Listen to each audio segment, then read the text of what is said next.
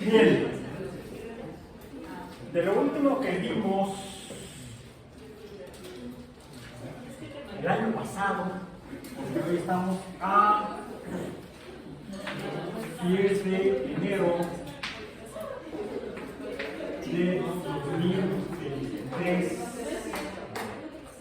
en pleno trimestre, estamos en enero de 2023, invierno de 2023. Pero en la UAM vivimos en el pasado. Si estamos en el otoño del 2022. O sea, trimestre 22 otoño. Cosas de la UAM. En el curso de física, biología. Y de lo último que estuvimos hablando fue de esa cosa que surgió, me encantó, cuando resolvimos el cociente de la constante eléctrica entre la constante magnética, que nos dio la raíz cuadrada de esto, la velocidad de la luz, C. La famosa C. En otras palabras, la luz es electricidad y magnetismo. La luz es, finalmente, después de que hemos hablado de ella, hemos jugado con ella, la hemos visto cómo se perturba cuando se refleja, cuando rebota, cuando se refracta, cuando pasa a través de dos medios o varios medios de diferente densidad, se desvía la luz. Nos preguntábamos qué es la luz. Pues ahora podemos decir que la luz es electromagnetismo. Pero precisamente gracias a que pudimos ver sus propiedades de reflexión, de refracción, de absorción, reflexión y refracción, desviaciones de cómo se desvían. Habíamos dicho realmente que la luz es o tiene propiedades de onda. La luz son ondas. Son ondas que se desvían en las condiciones correspondientes. Se desvían porque rebotan, se desvían porque pasan de un medio de una densidad a un medio de densidad diferente. O sea, reflexión, refracción.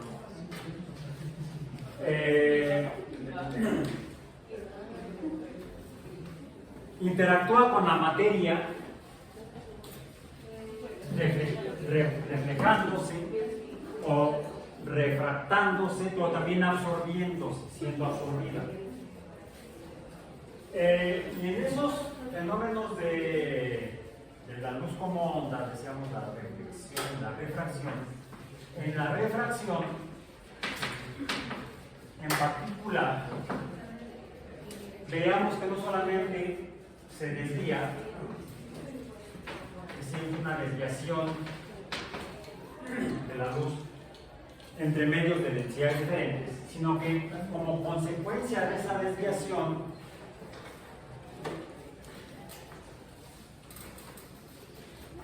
también observamos que la luz que vemos como blanca en realidad no es tal, sino que la luz blanca, así como la luz es un fenómeno que es la combinación o la interacción o la integración de la electricidad y el magnetismo, pues la luz blanca es la integración de luz de colores diferentes. Les llamamos colores. En particular, podemos ver el violeta, podemos ver que siguiendo al violeta está el azul, pongamos de blue, estas de blue, estas de blue. Yo también lo veía cuando se a las pistas de blue. Ay, qué bueno. Después del azul podemos ver al verde, green. Los pongo en las con sus iniciales en inglés porque no se repiten, en cambio en español sí se repiten. Después del verde vemos el amarillo, amarillo bolillo. Por ejemplo, blue es azul, inicial A, amarillo, inicial A. Entonces mejor le ponemos hielo. Hielo. No confundir con hielo o gelatina.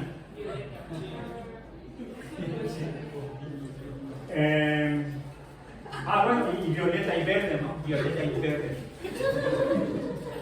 Pues green, blue, violet. Después del amarillo, orange. Orange cruje. Orange crush. El anaranjado. Anaranjado. Naranja es la fruta. La naranja es anaranjada. Aunque no están verdes cuando los compran. Y después, es orange. Y después de el verde está el rojo. Red. Pure.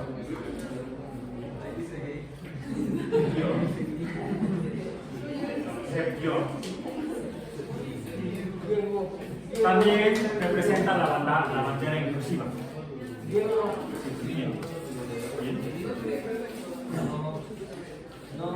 Ahí tengo yo mucho respeto por la forma de pensar de la gente, cada quien se mete con sus asuntos y no en la cama de otros. Hay gente a la que le encanta meterse en la cama de los demás.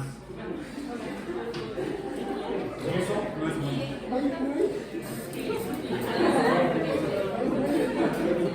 Ok.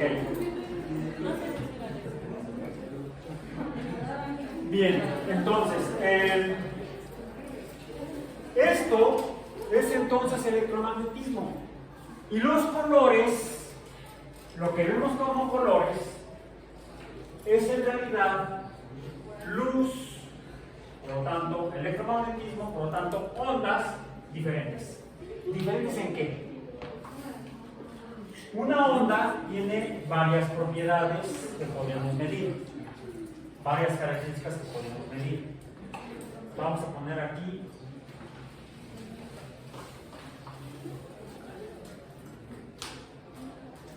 una onda.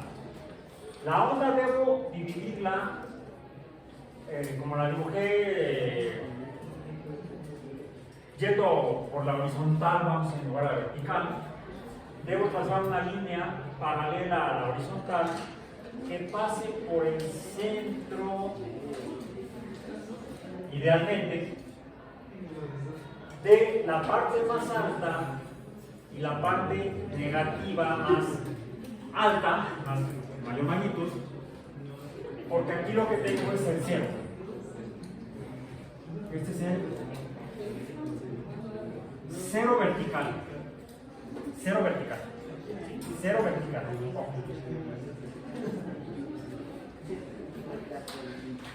En la vertical, lo que estoy graficando es esta altura o esta bajura, una altura negativa. Esta altura es la amplitud. La amplitud.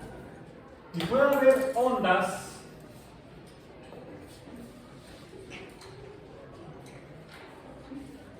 que se parezcan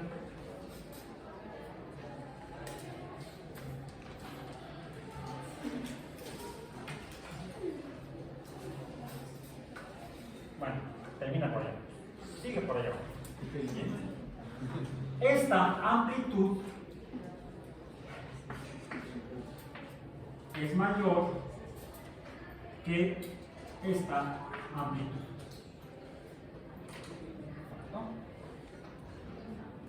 Pero, bueno, ambas se inician aquí, es el cero horizontal. Cero horizontal. Este cero horizontal es relativo. Es relativo. ¿Por qué digo que es relativo? Inicialmente yo lo pongo aquí de manera arbitraria en este punto, porque me interesa ver cómo se corre hacia la derecha, hacia allá. En lo que le toma subir, bajar, regresar al cero, pero regresar después de el valor mínimo negativo. Porque esto es algo similar a que si estuviera aquí, sube, baja y regresa acá. Solo que esto es cíclico, es un ciclo. ¿Sí? Y más o menos quedó parecido, ¿correcto? Este ciclo es más o menos, tiene el mismo diámetro que la distancia entre el inicio y el regreso al cero, después de subir y bajar. Pero no es una vuelta completa. La vuelta completa o el ciclo completo se cumple aquí. Esto es un ciclo. Ciclo o periodo. Ciclo o periodo.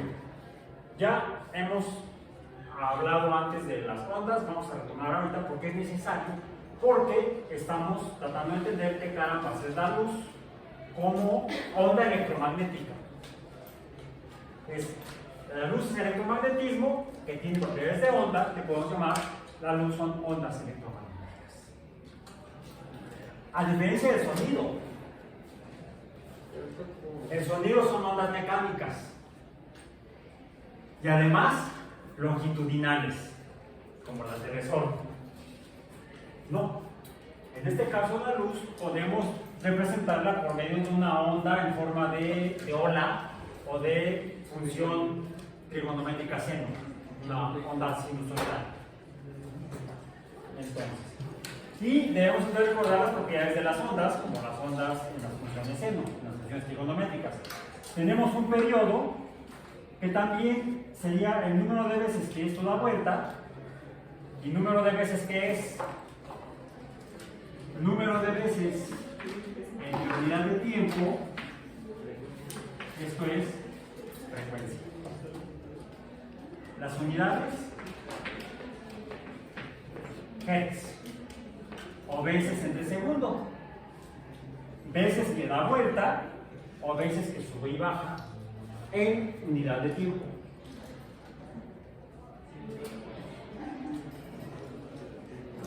Entonces, esta onda tiene una frecuencia que es equivalente de aquí hasta acá. Esta es la frecuencia. La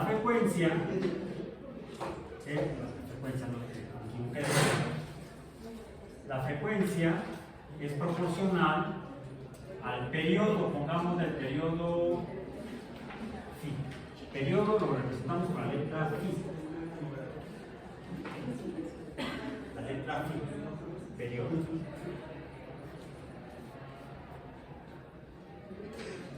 Pero es así. ¿Por qué?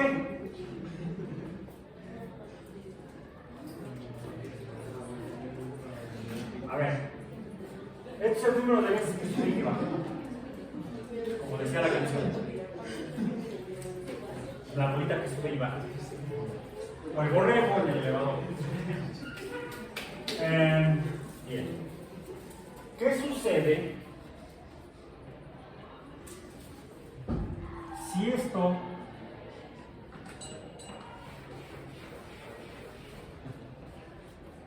da más vueltas en unidad de tiempo? ¿Seguro? Quiere decir que sube y baja más rápido. Probablemente así.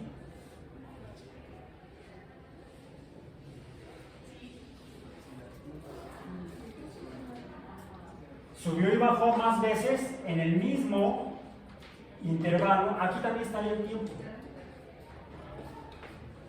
El tiempo está allá.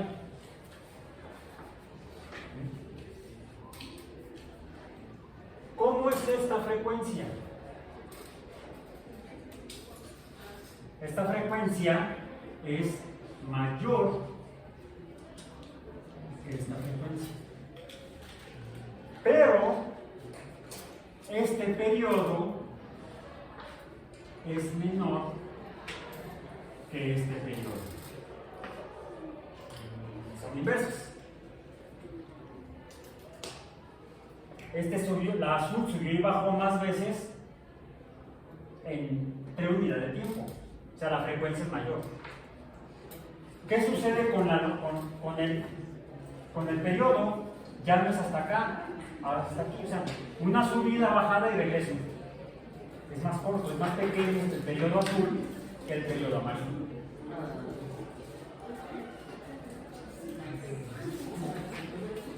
El color de la luz depende de la frecuencia, de la onda. Whatever that means. Todavía no sabemos exactamente qué tipo de, qué son las ondas de luz. Es una cosa bien loca que vamos a tratar de entender más adelante en las próximas 2 sesiones últimas que tenemos. ¿Bien? Porque necesitamos otras herramientas matemáticas para poder entender eso. Ahorita vamos a quedarnos con esto. Bien, entonces, resulta que cuando uno tiene la oportunidad de medir la longitud de las ondas de luz,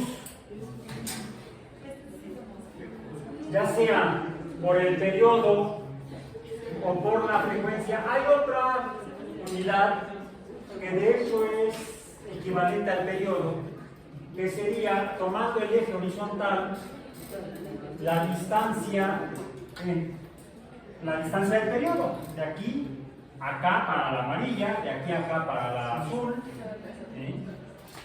O podría decir, bueno, es que la distancia que tengo de que inicia a que regresa, ya sea la chiquita o la altota, la chaparra o la alta, la puedo mover para acá, y entonces resulta que es también la distancia entre cima y cima de una onda y la siguiente, o entre valle y valle de la siguiente.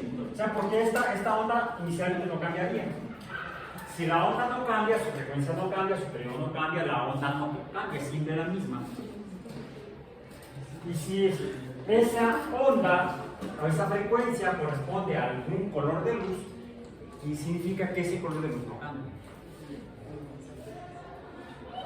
Si algún instrumento emite luz, algo emite luz, por lo que ya hemos hablado, no tiene que ver con los electrones, este tipo de cosas. Si de alguna cosa los electrones están provocando la emisión de luz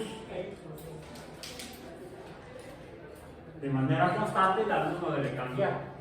¿Dónde está? No me digas que ya bailaste. Casi. Se consumen rapidísimo. Ahí está.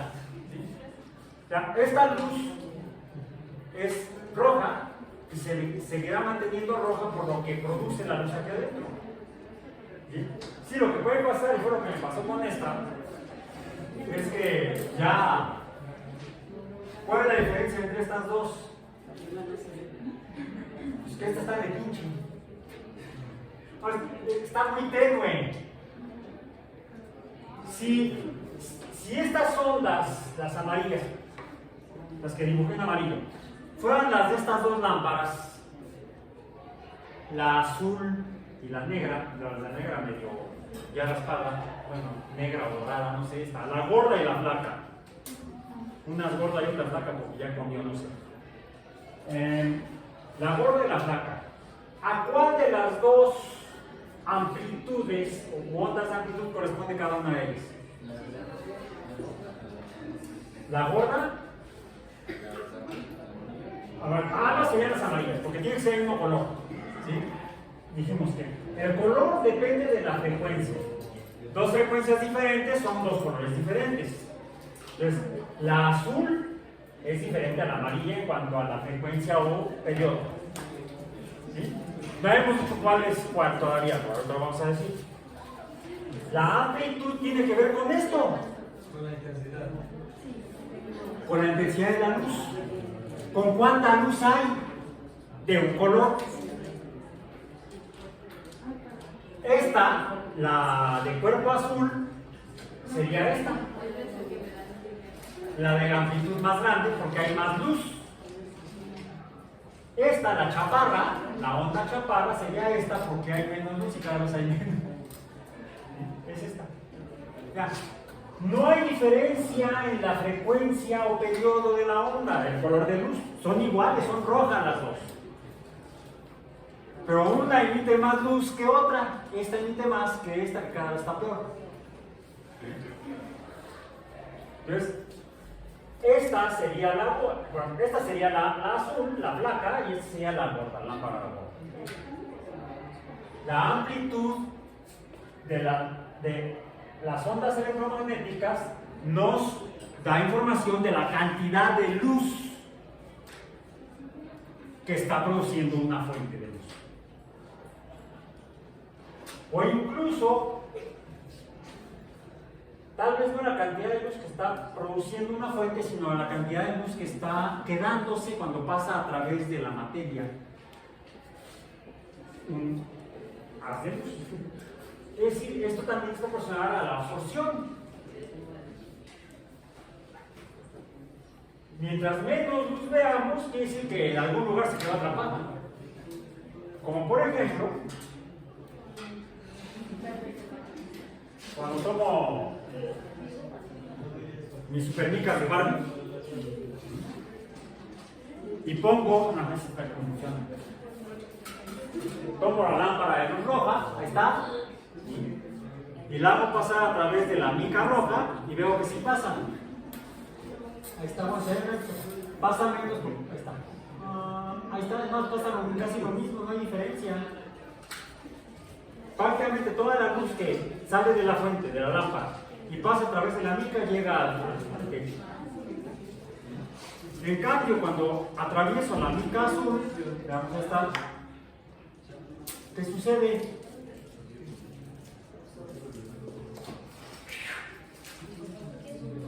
Se absorbió la luz roja por la mica azul.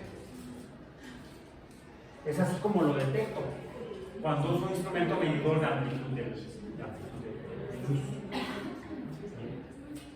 Bueno, entonces, la amplitud tiene que ver con la cantidad de luz que fuente la emite la fuente, o con la cantidad de luz que está quedándose atrapada en la materia que la absorbe. O la luz que pasa a través de la materia transparente, la luz que se transmite. La frecuencia, en cambio, tiene que ver con el color de la luz. ¿Y qué diferencia hay entre el violeta, el azul, el verde, el amarillo, el anaranjado y el rojo? ¿Sí? Puedo decir los colores a pesar de ver las letras diferentes. Como ustedes fijan el color: violeta, azul, verde, amarillo, anaranjado y rojo. La diferencia entre ellas es la frecuencia. Decía yo que hay otro nombre que le podemos dar al periodo. Y el periodo también es proporcional a lo que llamamos, esto lo menciono porque lo usamos mucho en biología, lo usamos mucho en bioquímica como el parámetro, como el número que usamos para medir y graficar cuando estamos estudiando, por ejemplo, biomoléculas, los biólogos. Curiosamente no los químicos. Los químicos se refieren a la información que obtienen de la materia. Usando la luz, se refieren a eso mediante el valor de frecuencia. Y los biólogos lo hacemos de acuerdo, usando el valor de el inverso de la frecuencia. El periodo, como ni siquiera le llamamos periodo, le llamamos longitud de onda. Y lo representamos con la letra lambda minúscula, lambda griega. Entonces, la lambda y el periodo, la lambda de longitud de onda y el periodo son lo mismo. ¿Sí? Es la longitud horizontal en la gráfica de la onda electromagnética. Veo, porque así es como tengo yo aquí mis datos reportados. En algunos de los gráficos, no en todos, en otras son cosas bien locas. Bueno, entonces, ¿cuál es la diferencia entre estas? Pues su frecuencia. Pero ¿cuál es cuál? Tenemos ondas de mucha frecuencia como la azul y de menos frecuencia como la amarilla. Si yo dibujara una de tipo rojo, vamos a decir más o menos rojo, pues podría ser algo así, más o menos.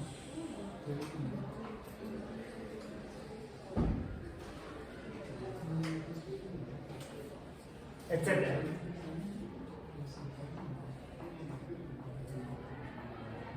Por cierto, la dibujé con una amplitud igual a la maestra, pero con una seguiría por acá, más o menos, y por acá llegaría, aproximadamente. ¿Sí? Hasta acá llegaría el periodo de la onda de esta roja. Bueno, precisamente la diferencia entre el rojo y el violeta, en cuanto a frecuencia o periodo, es que la frecuencia es más grande en la violeta que en la roja. La frecuencia aumenta para allá, hacia el violeta, disminuye hacia el rojo. Por lo tanto, el periodo aquí es mayor que acá. O la longitud de onda. O la longitud de onda. Ahí está esquematizado. Mayor frecuencia en el violeta, menor frecuencia en el rojo. Mayor longitud de onda en el rojo, menor longitud de onda en el violeta. ¿Por qué las luces ultravioletas pueden causar? Precisamente porque.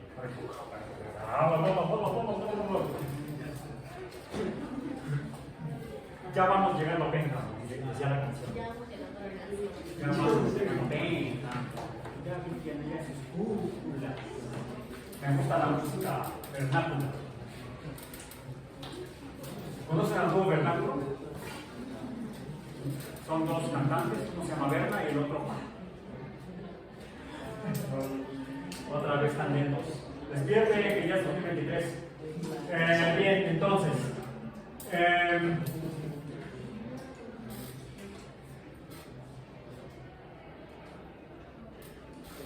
Electricidad y magnetismo. ¿Sí? Constante eléctrica es electricidad, fuerza eléctrica, y magnetismo, constante magnética es fuerza magnética. ¿Bien? Ok. Son fuerzas, como la fuerza gravitacional. F es un índice G.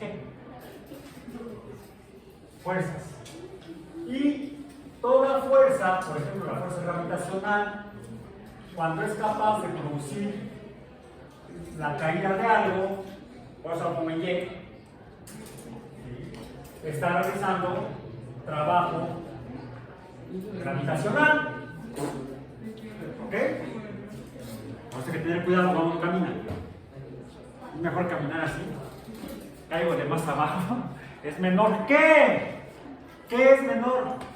Si caigo de más abajo. El trabajo gravitacional del trancazo. Toda fuerza que es capaz de producir trabajo es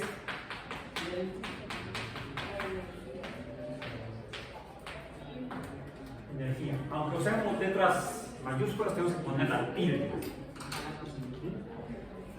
Por cierto, las puse más chiquitas. Es cuestión de tipografía. ¿Sí?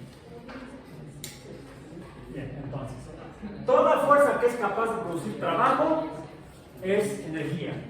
La fuerza gravitacional produce trabajo gravitacional. La fuerza eléctrica produce trabajo eléctrico. Por eso medimos los watts de las lámparas. Watt es unidad de trabajo. Bueno, de hecho, potencia, que es trabajo entre unidad de tiempo.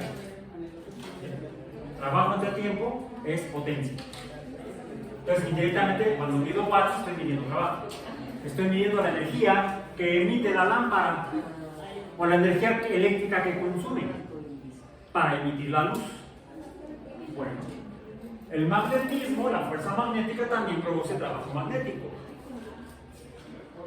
Entonces podemos hablar de energía eléctrica, energía magnética, y el cociente de la fuerza eléctrica y de la fuerza magnética sería la fuerza electromagnética.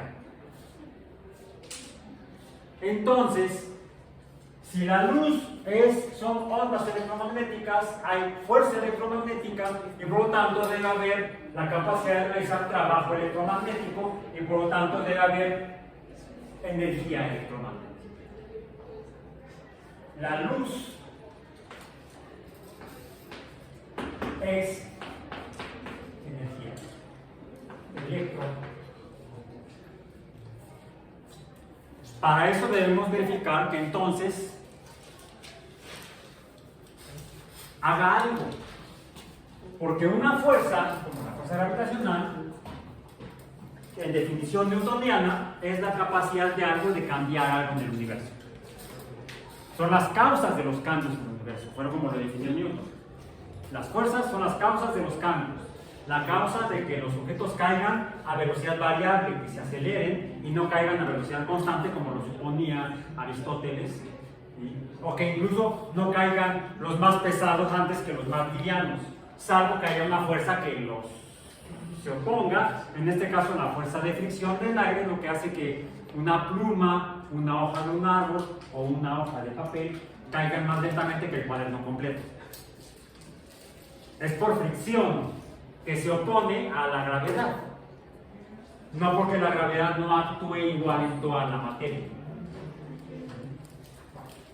Entonces, así como la gravedad, la fuerza de gravedad provoca los cambios, la fuerza eléctrica provoca el movimiento de cargas eléctricas, y el movimiento de cargas eléctricas puede provocar luz.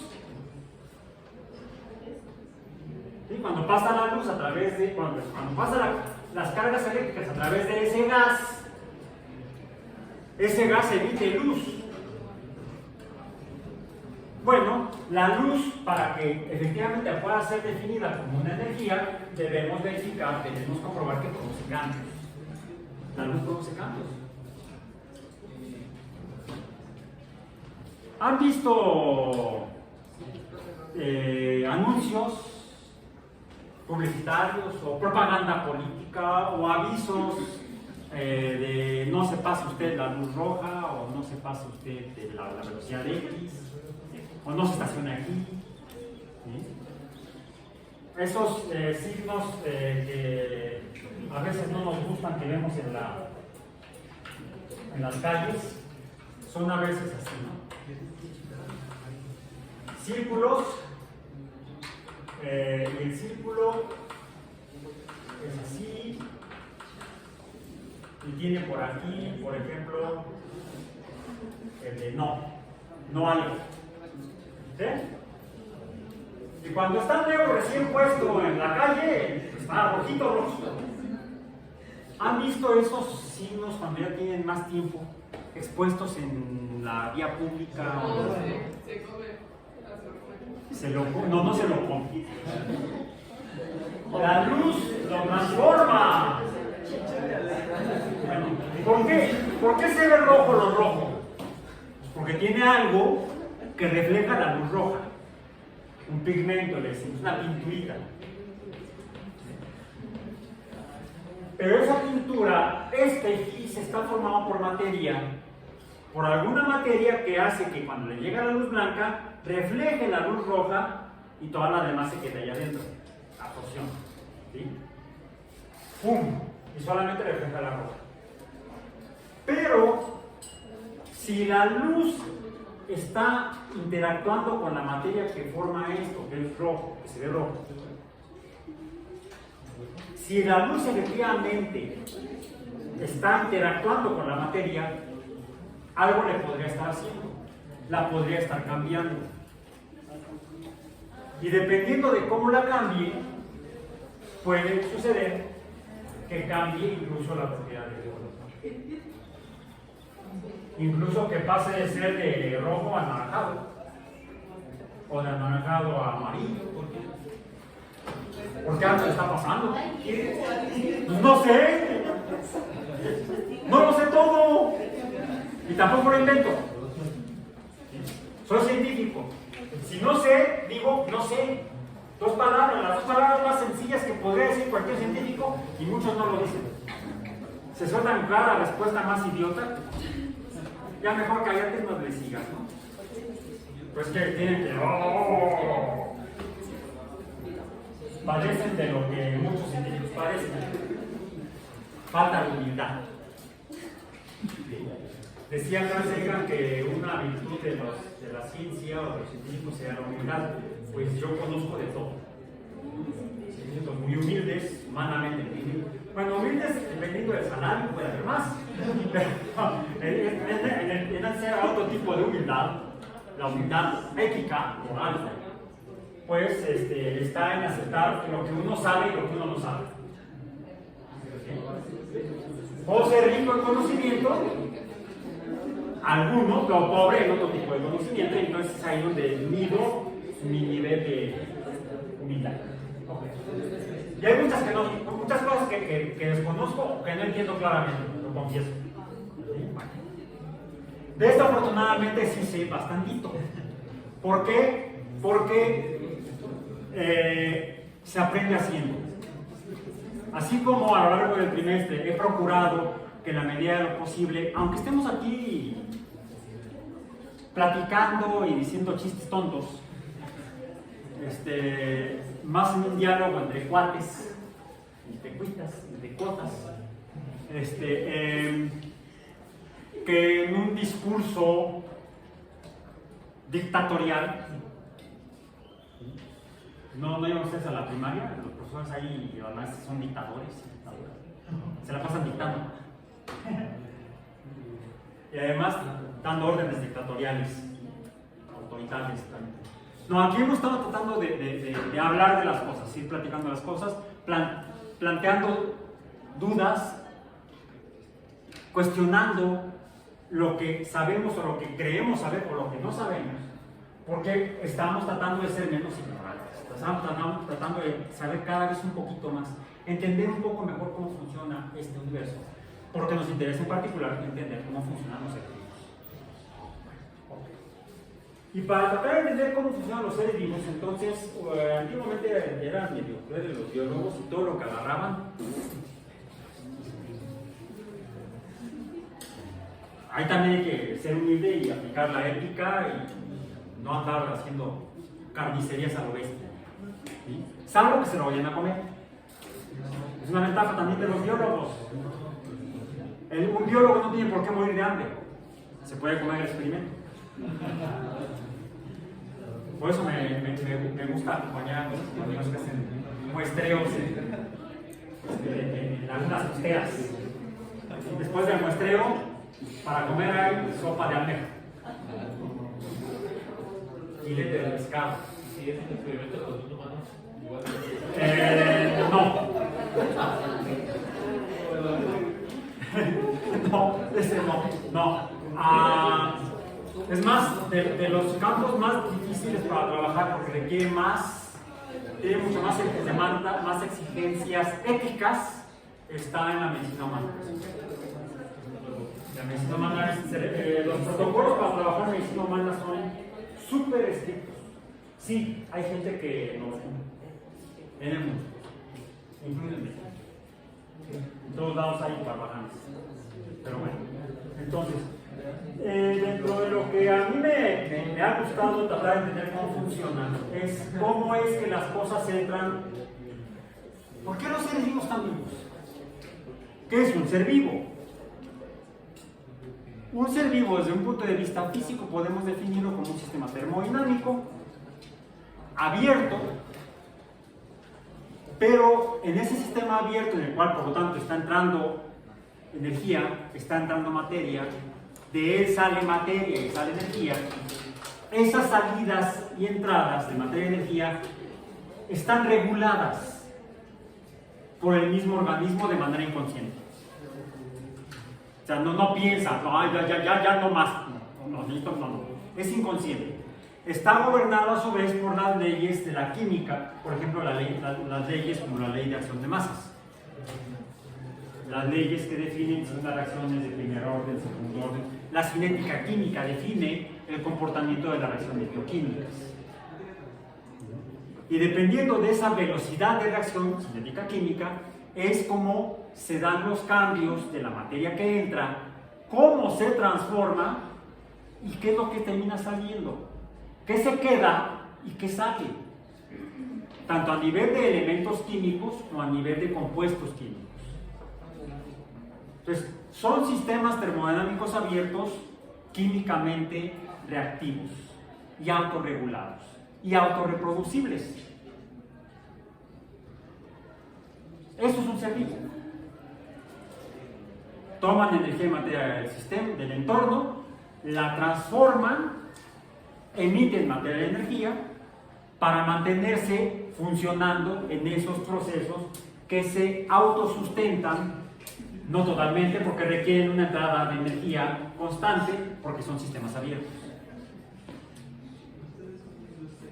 De hecho, si no hubiera esa cosa brillante que está allá afuera, probablemente no habría vida en la Tierra.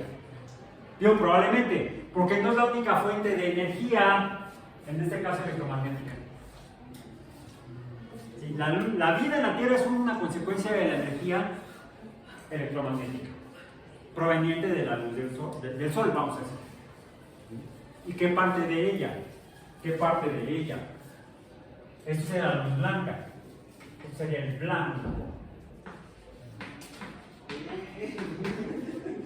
La luz blanca o visible.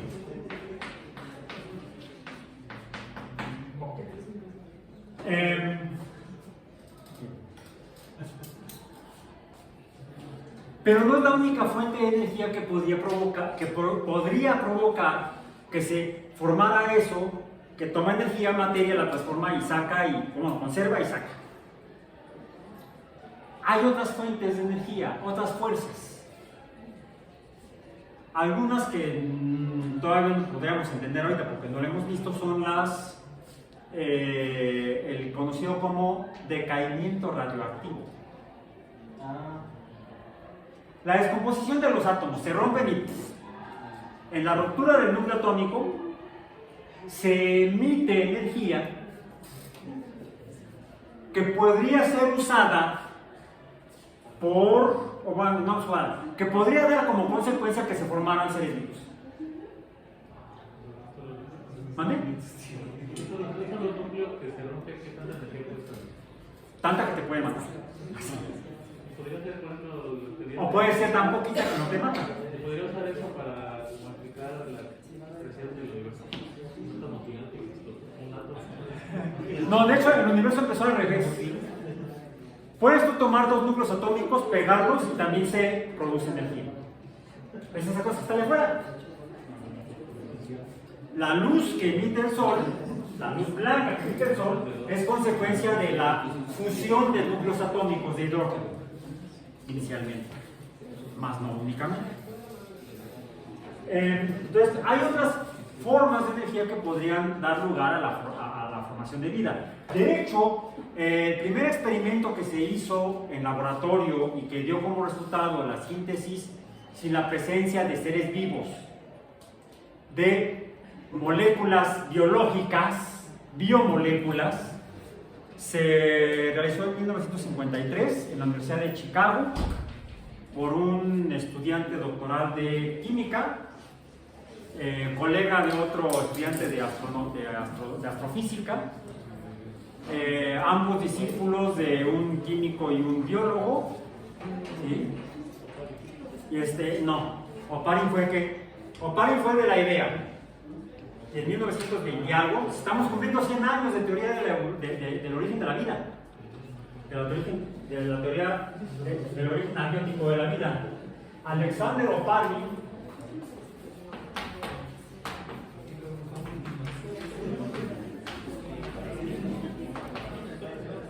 biólogo, no sé si era biólogo, lo voy a revisar. Ruso, nació en la Rusia zarista. ¿Sí? En la década de los 20, ya no en la Rusia zarista porque no existía, ya era la Unión Soviética. Trabajando en la Unión Soviética, planteó la teoría abiótica del origen de la vida. ¿Qué es lo que dice en términos simples la teoría de Oparin? ¿Qué es lo que dijo Oparin? Que a partir de compuestos químicos simples, no elementos químicos simples, sino compuestos químicos simples, reducidos, ya hemos hablado de la oxidorreducción, recuerden que tenemos bolas con ella, en forma gaseosa, en la atmósfera primigenia de la Tierra, ya no sabemos si era la primigenia o la secundigenia. Reducida, ¿qué significa? Que habría metano,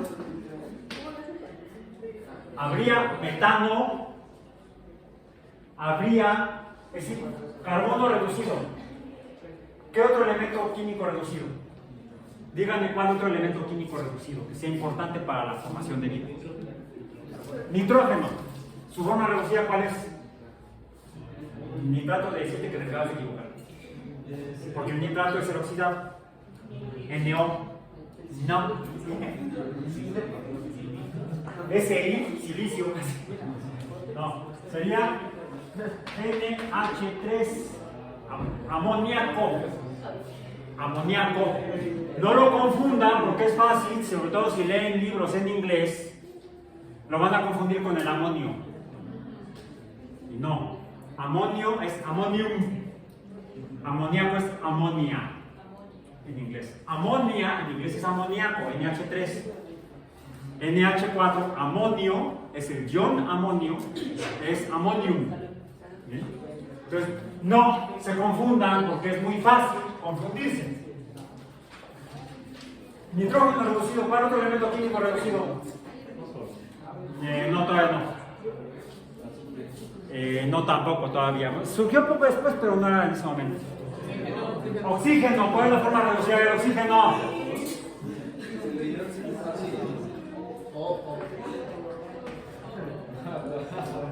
No, O es oxígeno oxidado. El oxígeno molecular que usamos para respirar es oxígeno oxidado. Curioso, ¿verdad? El oxígeno reducido es el agua. Vapor de agua, amoníaco y metano debe dar lugar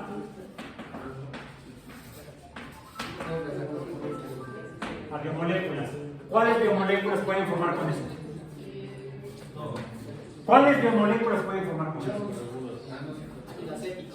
No. Tache. Mejor suerte la próxima vez.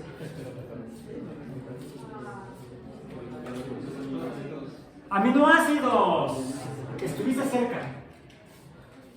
era el grupo carboxilo unido al amino en el carbono alfa. Y te faltó el amino. Consíguele por ahí un amino. Amigos tienen muchos, les faltan los aminos. Entonces sería aminoácidos, ¿no?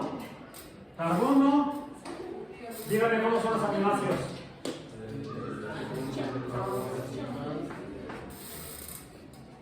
Este es el carbono alfa.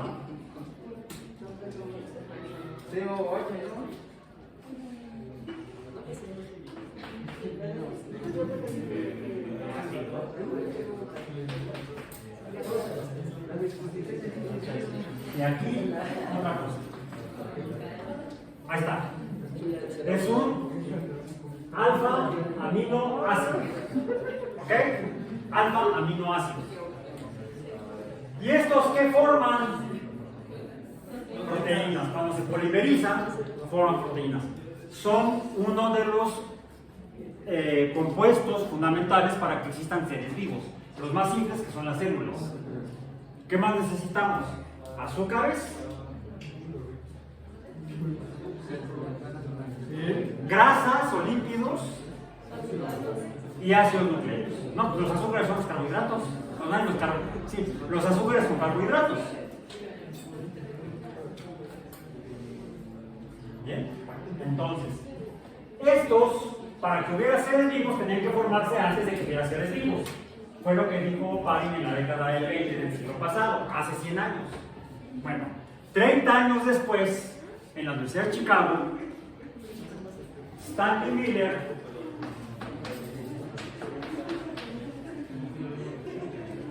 asesorado por Harold Urey,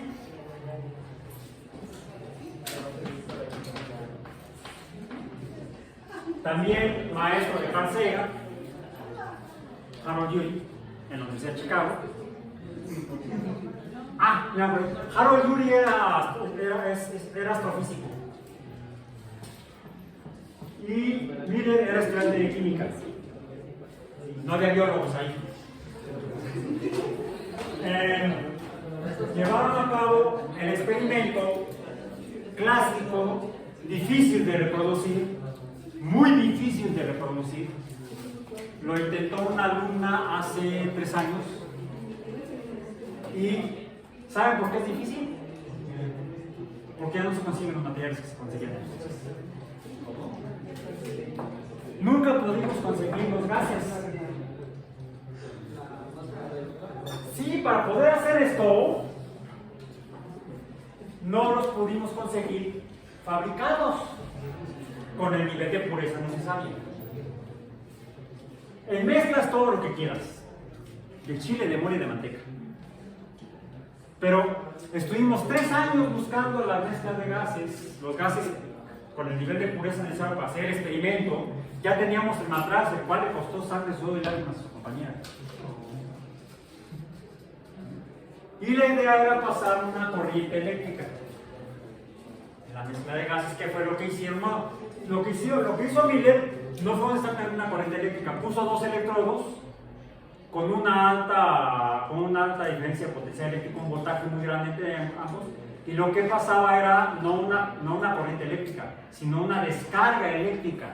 Hagan de cuenta que eran relámpagos. ¿Sí? Y en cosa de una noche obtuvo una mezcla enorme, toda asquerosa, café, horrible, de aminoácidos.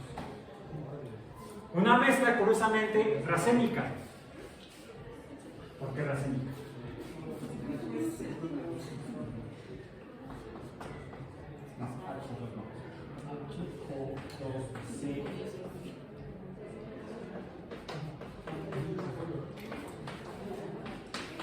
¿Es lo mismo? ¿Es lo mismo? No. Bueno, sí y no. Sí y no. En estos, el orden de los grupos funcionales va así, en el sentido de las manecillas del reloj. En esta va en el sentido opuesto. Esto es un D aminoácido Y es alfa aminoácido, y este es un L alfa aminoácido. Mezcla racémica, los dos isómeros o enantiómeros de los aminoácidos. Sin embargo, si ustedes ahorita se recortan las uñas, va a ser muy higiénico, que las tengan largas, las hidrolizan y obtienen los aminoácidos que forman a las proteínas de sus uñas y hacen un análisis estructural de los aminoácidos resultantes, van a encontrar solamente estos. No de por selección natural, porque tus tatarabuelos eran L aminoácidos. Bueno, bacterias de L aminoácidos. En algún momento de la evolución de la vida en la Tierra, muy al principio, funcionó mejor el metabolismo con L aminoácidos que con T aminoácidos. Todavía por ahí hay algunas arqueobacterias que cuentan con D aminoácidos. O sea, ahí están los fósiles vivientes de esas antiguas bacterias que fueron de las primeras que se formaron durante la evolución de la vida. Todo eso lo debemos gracias a este conocimiento. Pero andábamos en este caramba, ¿qué onda con esto? Bueno, para poder entender esto necesitamos ver a las moléculas. ¿Han visto alguna molécula por ahí pasar últimamente? No, y no lo van a poder hacer. Pueden ver la sombra de compuestos químicos, la sombra entre comillas, como aquí. Lo vemos cuando vemos el color de la materia. Tenemos la posibilidad de empezar a suponer cómo está conformado, de qué está hecho. Pero para eso necesitamos ver más adentro, y va la respuesta a la pregunta que hiciste hace rato. Va la respuesta a la pregunta que hiciste hace rato. ¿Cuál fue? Ya se me olvidó. No se me ha olvidado. Dos cosas que siguen después de esto. La diferencia, dijimos, entre cada color de luz es la longitud de la onda de las ondas de ese color de luz. Las ondas de luz violeta tienen mayor frecuencia o menor longitud que las ondas de luz azul, que las de verde, que la amarilla, que la anaranjada, que la roja. La energía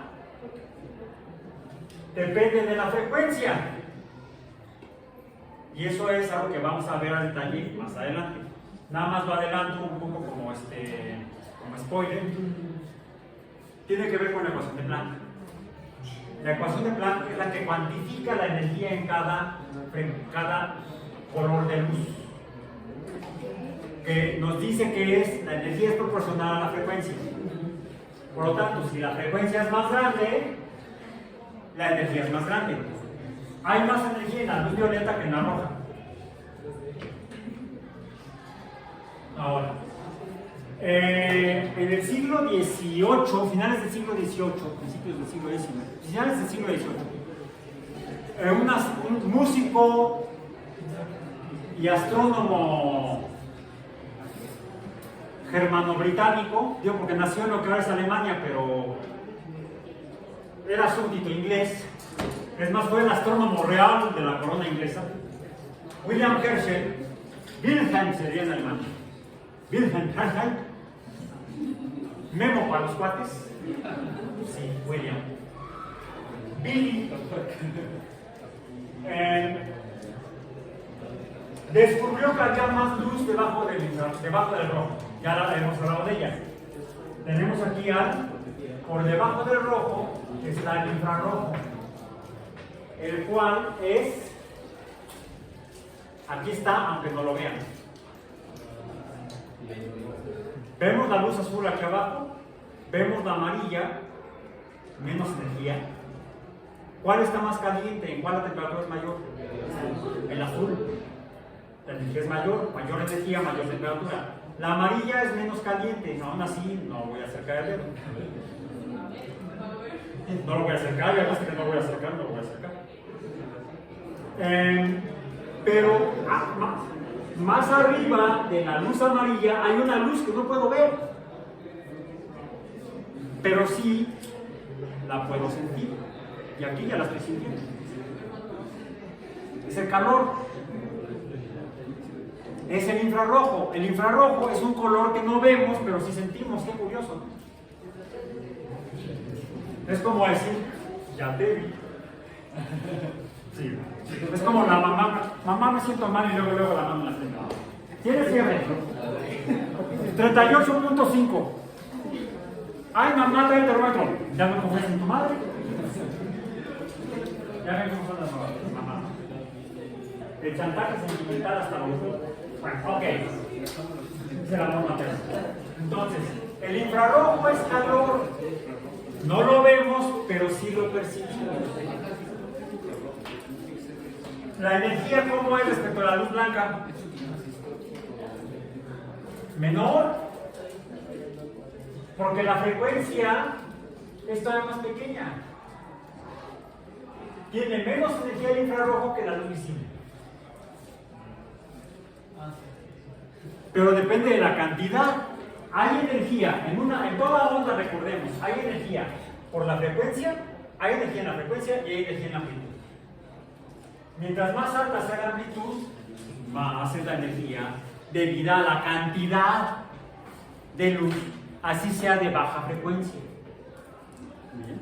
Entonces, hay que tener cuidado con los dos valores, con la frecuencia y con la amplitud. Si no se confían, ay, es de tiene poca energía el infrarrojo. No, porque te vienen achicharrados. Si es poca si es infrarrojo, pero es poco, no hay problema, me río. Pero si es infrarrojo y hay mucho, no me río, me frío. ¿Bien? ¿Ok? Sí. Y esa F hace mucha diferencia. Bueno, entonces, así como hay más luz a la derecha del rojo, que sería el infrarrojo, bueno, ya no fue solamente uno en el siglo XIX, se descubrió más luz más allá del violeta, el ultravioleta. Por acá está el UV, ultravioleta. ¿Cómo es la energía del ultravioleta respecto a la luz visible? Mucho mayor. Si yo acerco una forma de materia, un compuesto, cualquier cosa, un pedazo de madera, lo acerco al infrarrojo, pues se va a calentar. Y si es mucho infrarrojo, podría a su vez empezar a emitir infrarrojo, quemarse y emitir calor. Pero eso se debe a que el infrarrojo tiene la energía suficiente para mover a la materia que conforma la materia. A eso. Si yo esto lo ilumino con infrarrojo, se van a empezar a mover. ¿Qué se mueven? Los enlaces químicos. Empiezan a moverse, se empiezan a estirar y a cortar, como si fueran resortes. Y además también, aquí tenemos dos enlaces, vamos a imaginarse así. Bueno, si les llega infrarrojo, empiezan incluso no solamente a moverse así, sino también así. Entonces, el movimiento ¿qué es? Fuerza, energía. Por eso es que se calienta. ¿Han visto las taquerías? ¿Qué es lo que tienen arriba de la carne? Focos. No, la piña está arriba del trompo. El que hambre tiene pan piensa. No, en tacos al pastor. Y no digas porque no he desayunado. Y ahí empecé a babear. Fue como perro de Pablo. Ya vamos a terminar, ya casi terminamos. Tengo que ir a desayunar. Ni siquiera almorzar, a desayunar. Entonces, los carniceros no saben termodinámica ni electromagnetismo, pero lo entienden perfectamente. No, los carniceros no, los taqueros. ¿Sí? La forma más económica de mantener caliente la carne es con focos que están emitiendo. No es la luz visible, no es para que se vea bonita la carne y los tacos, no, es para que se mantengan calientes por el infrarrojo que emite la lámpara incandescente. Mala la hora en la que empezaron a ya no vender de esas lámparas, porque estas lámparas también emiten infrarrojo, pero es mucho menos. Entonces se llama luz fría. No existe la luz fría. Bueno, entonces, ¿por qué se calienta? Porque las moléculas empiezan a moverse. Los grupos funcionales de las moléculas se empiezan a mover. Y el movimiento es calor. Por eso se calienta. En cambio, hay más energía en el ultravioleta. Si esto lo ilumino con ultravioleta, y ahora sí, asómate bien aquí, porque de esto depende su vida. Si esto lo ilumina con ultravioleta, ya los enlaces no solamente se van a mover, se van a romper. Y por eso es que el ultravioleta produce cáncer. Porque la ruptura es homolítica, se producen radicales libres. Y entonces sí, agárrense de las manos. Nos vemos mañana. Antes de terminar la reunión. ¿Por qué? Rápidamente, me faltó una parte. Falta una parte antes de esta parte. Debajo de este están las microondas, las del horno. ¿Por qué calientan? ¿Por qué hace lo mismo que el infrarrojo? Por eso calienta. Pero además hay otra cosa. Si yo puedo medir la energía del movimiento, yo puedo inferir qué se está moviendo. Y entonces puedo saber de qué está formada la materia. E incluso si es que hay diferencias entre dos formas, dos procesos que le haya hecho yo a la materia. Aunque esto es no con infrarrojo, sino con ultravioleta. Esto son gráficas de lo que se ve cuando iluminas un compuesto químico. Por ejemplo, tú lo ves, es un polvo blanco, o sea, no tiene color. ¿Qué significa? Que no absorbe luz visible, o se ve blanco, ni refleja luz visible. ¿Cómo le hago? Me voy a otras regiones del espectro. La puedo iluminar con luz violeta y veo entonces que sí, absorbe luz violeta. Esto es absorción, lo que les decía aquí. Y no solo eso, a esta cosa que es un polvo blanco le puse cobre. ¿Cómo sé que se le pegó el cobre? Aquí está. Este chipote que está aquí, esta absorción que no tiene la molécula sola, aquí está la señal, la absorción de la molécula sola. Y aquí está, se mantiene. Pero cuando le pongo el cobre, se ve aquí la absorción del cobre. Esto es en ultravioleta.